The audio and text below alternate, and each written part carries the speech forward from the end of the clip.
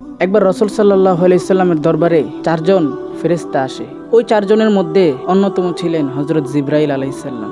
তিনি এসে রসুল সাল্লাল্লাহু আলাইহি সাল্লামকে বলতে লাগলেন, ইয়া রাসূলুল্লাহ সাল্লাল্লাহু আলাইহি সাল্লাম, আপনার উম্মতের মধ্যে যে উম্মত সকাল সন্ধ্যায় আপনার উপর 10 বার করে দরুদ শরীফ পড়বে, হাসরের ময়দানে আমি নিজে ওই বান্দাকে পুলসিরাত পার করিয়ে দিব।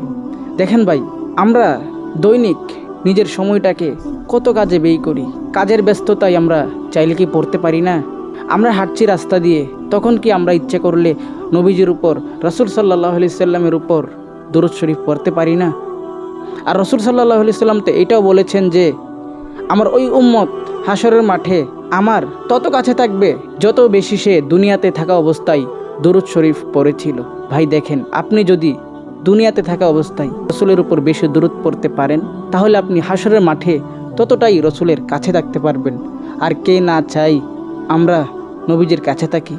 নিজের আমলনামা যদি আমরা ওজন করতে পারতাম, তাহলে হয়তো আমরা বুঝতে পারতাম আমাদের গুনাহের পরিমাণটা কতটুকু।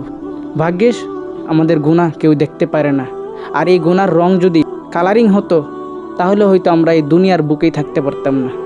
নিজের ঘর থেকে বের করে দিত, নিজের এলাকা থেকে, নিজের সমাজের লোকেরাই বের করে দিত।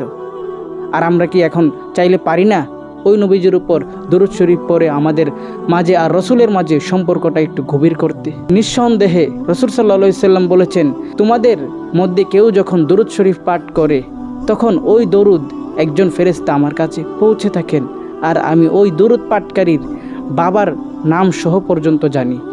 আমরা আফসোস করতে হচ্ছে, এখন উম্মতের মধ্যে এমন লোক আছে যারা অযথা চার দোকানে বসে গল্পগুজব করে। এটা দেখা যায় বেশিরভাগ মুরব্বীদের মধ্যে। তারা কি পারে না নবীজির উপর দরুদ শরীফ পড়তে? ভাই, আপনিও কি পারেন না? আপনিও তো চাইলে পারেন রসুল সাল্লাল্লাহু আলাইহি সাল্লামের উপর বেশি পরিমাণে দরুদ পড়ে নিজের আমলটা ভারী করতে। প্রত্যেককে যেন আল্লাহ তাআলা এই বুঝ দান করে, তারা যেন নিজের মুখের মধ্যে সর্বদা ইস্তেগফার আর দরুদ জারি রাখতে পারে।